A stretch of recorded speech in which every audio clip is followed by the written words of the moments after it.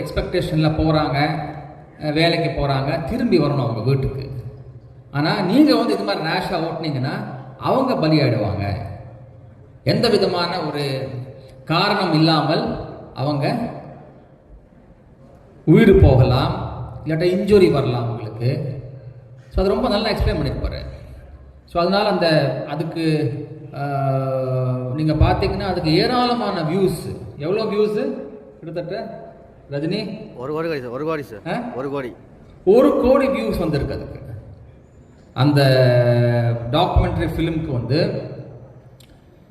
இன்றைக்கு உள்ள ரீல்ஸ் உலகத்தில் அந்த ரீல்ஸுக்கு வந்து 1 கோடி வியூஸ் அப்படி நீங்கள் பார்த்துருப்பீங்க. அதை நீங்கள் ஜஸ்ட் திங்க், இமேஜின் பண்ணுங்க. அந்த ரீல்ஸ் வந்து எவ்வளோ தூரத்தை வந்து அதனுடைய ரீச். ஸோ மக்களுக்கு அதை பிடிச்சிருக்கு. நிறைய பேர் நான் கமெண்ட்ஸ் பார்த்தேன். என்ன கமெண்ட்ஸ் போட்டாங்கன்னா, கொஞ்சம் வித்தியாசமாக இருக்குது இந்த ரீல்ஸு.